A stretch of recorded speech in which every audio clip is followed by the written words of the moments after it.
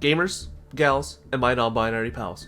Welcome to Kragen Control. This is without a doubt one of my most favorite water control decks of all time. Better than Mermail, better than Tenyi at Hara Control. This is the hot shit. So, I'm going to give you guys a brief history about how the deck plays, a little bit of a card by card, and of course, get into some nice and epic gameplay. So, let's just jump straight into this pool. I want to show you now how to figure out how much P is in any pool. Number 4 Stealth Kragen is an Xyz monster with 3 really powerful effects. It requires 2 level 4 water monsters.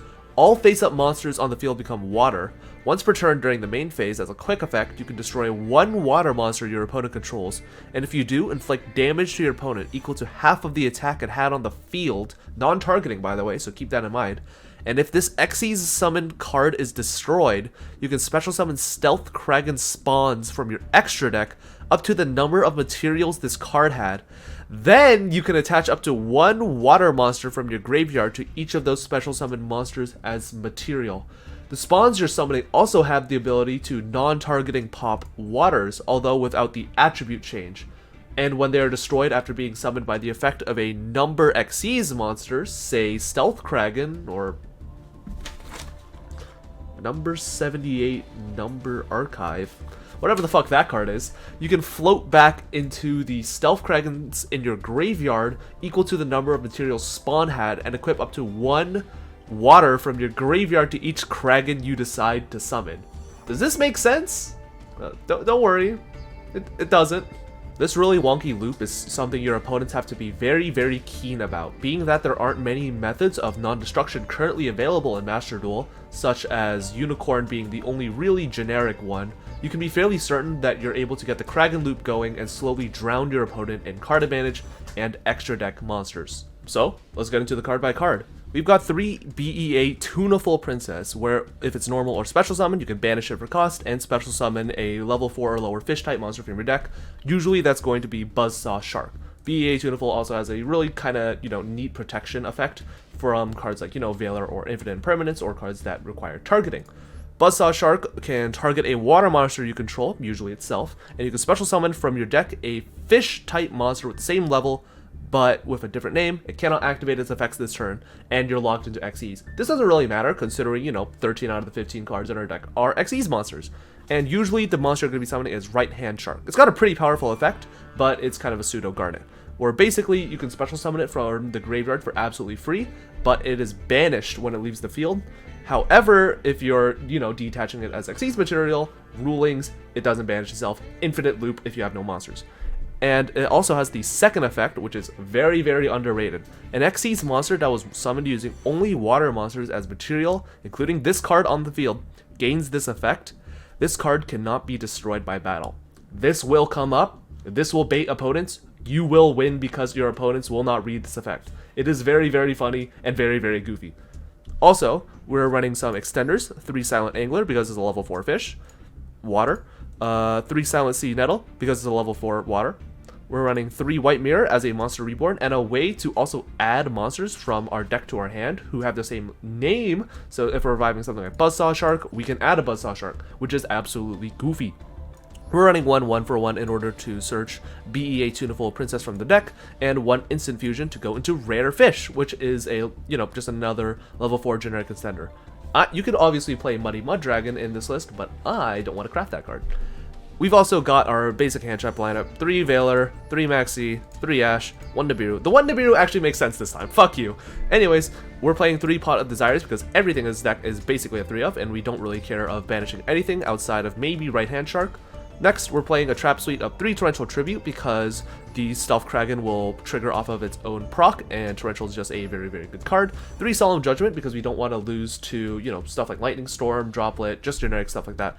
And 3 Gozen Match. If you guys are familiar with the Zombie World and Rivalry of Warlords ruling, if your opponent summons a monster and we flip Rivalry or Gozen on them, basically just Gozen because we're not playing Rivalry, they're locked into waters, and because they've already committed a monster to the field, unless they have another water in their hand or deck that they're trying to special, they're locked into just 1 monster. This is like Kaiser Coliseum, but on crack.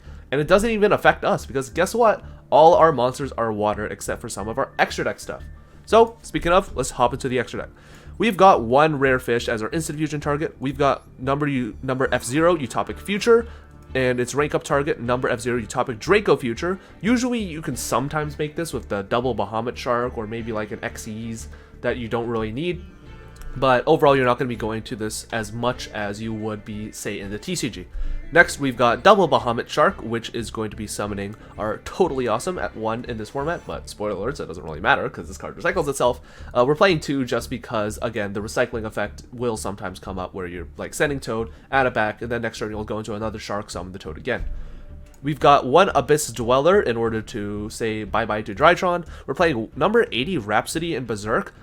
This could very easily just be Time Thief Redoer, but again, I don't want to craft that card. This card also has like some applications against stuff like Drytron and pretty graveyard-centric decks, but overall, like, Redoer's better, but fuck it. I'm not crafting it. Shut up. We got number 59 Crooked Cook. This is honestly a win condition in itself. While you control no other cards on the field, this card is unaffected by other cards' effects, and once returned, you can detach one material from this card, destroy as many other cards you control as possible, and it gains 300 attack until the end of the turn for each monster destroyed and sent to the graveyard. Spoiler alert, only that first effect really matters. The second effect is only in case you're trying to like boost it up, or your opponent's special summoning stuff to your field, like with Silent Wobby or Vampire Sucker, but guess what? Unaffected monster plus, you know, right hand shark that makes it protected by battle equals a win condition against 90% of decks. Like, how does Drytron out this fucking card? Spoiler alerts, they don't. Anyways, you can obviously just like sit on this and stall, or you could just like sit on this against like control and, you know, stall. This is just your basic stall card. Anyways, we've got one Gallant Granite because I had no idea what else to put in here outside of Redoer. Fuck you, I'm not crafting it. And basically it's just a level 4 searchable Nibiru XEs. Fuck it, who fucking cares? Anyways, we've got one Stealth Kragen. You can play 2 if you really want to for the insurance. I only play 1 because I can't afford the second one. And we've got the 2 Stealth Kragen spawns. Additionally, you've got 1 Divine Arsenal AA Zeus and 1 Omrage in order to, you know, clear our board in case we need certain corner cases, such as, you know, reviving stuff off a White Mirror, blah, blah, blah, blah, blah. You know, really niche stuff, but ultimately you don't really need Omrage. You can just play, like, I don't know, a good card. Alright, let's get into some duels. So, we've got a hell of a match against hero of all decks. So, our hand is looking pretty saucy considering we opened a poker hand. We're going to be normal summoning our BEA Tuneful Princess. That's going to banish itself in order to special summon the Buzzsaw Shark. Buzzsaw is going to special summon our right hand shark. We're just going to summon Silent Sea Nettle for the material, and also because we have 3 of that fucker in our hand. And we're going to go into the one, the only, number 4 Stealth Kragen in defense mode. Remember, it can't be destroyed, and right hand shark is protecting it by battle. So we're going to go into the main phase. They're going to activate a Hero Lives. I'm going to shotgun the Ash Blossom. Obviously, I really think you should save Ash Blossom for stuff like Vion, but it doesn't really matter because they open the Call by the Grave. They're going to, of course, banish and negate our Ash Blossom, and they're going to special summon from their deck a hero, and of course, guess what hero that's going to be? The one, the only, ultra rare, Elemental Hero Stratos. They're going to get the Search off the Stratos, and they're going to add Solid Soldier, which is, you know, pretty annoying. They're going to go straight into the battle phase, and just like I predicted, they're going to swing, realize we made right hand shark, and they're just going to get fucked. They're going to Solid Soldier special summon Shadow Mist, but we don't even really care because guess what? Kragen is making all of them water-type monsters, and guess what cards need dark type monsters? Hero extra deck monsters. So we're just going to pop that Solid Soldier so they don't get the float. We're just going to special summon another Silent Sea Nettle to the board. And guess what? We've got 2 level 4s. We're going to overlay those into Bahamut Shark. Very, very cool card. They're going to flip up a Karma Cut. I don't know why you're playing this in Hero. I guess you could discard Shadow Mist off of it. They're going to banish our guy. We're going to normal summon Buzzsaw Shark and summon a Silent Angler from deck just because we need a monster to overlay into. And guess what? We're playing 2 Bahamut Shark for this specific reason. We're going to special summon a Bahamut Shark. They're going to chain Mask Change, but we're just going to chain Stealth Kragen. This tells me that they're on the absolute 0 line, and basically we're just going to pop the monster so they don't have anything to summon, as well as they're going to get the search anyway, so might as well. They're going to add Honest Neos, but we don't really care about that because Toad negates activations and therefore can activate in the damage step. We're going to detach one for Bahamut, go into a Toad. Silent Sea Nettle, we're going to banish and, you know, misclick by only shuffling 1 card back into our deck. I fucking hate this game. We're going to run over the Stratos. They're going to Honest Neos. We're going to Toad. That's going to banish the Neos as well as negate it. And we're going to swing in with the Stealth Kragen, bringing them to a very, very low life total. When you're low life against like Kragen control, you're basically dead. Because remember, Kragen has a burn effect. They are going to draw for turn. They're at 550. What are they going to summon? This is Hero we're talking about. They're going to Rhoda. They're going to add Liquid Soldier. This would be pretty spooky, but we're just going to, you know, Kragen, Chain, pop it. Guess what? 700 is more than 550. That Chain's going to resolve. Kragen's going to pop it, and they're going to die, and we are going to walk with it. So, let's dive into what makes Stealth Kragen control so powerful. Let's start with the pros and cons. With the pros, number one, this deck is very, very consistent. You've got 6 normal summons, and you've got like 900 extenders. You're never really feeding for a way to get into a rank for water. You're always going to have access to at least one of those each and every turn. Number 2, Stealth Kragen is absolutely insane. This card is absolutely bonkers. The pop effect that burns, that's non-targeting. The goes in like fucking DNA surgery effect. The floating. This card has it all. This is like one of the greatest Xyz monsters I've ever read. And number 3, like, guys, right hand shark, kind of nice. So it's moving. Obviously the effect that you could just, you know, stall out with cards like Crooked Cook, as well as give your Stealth Kragen a lot of battle protection, which is absolutely goofy, is obviously just like the icing on the cake for this archetype.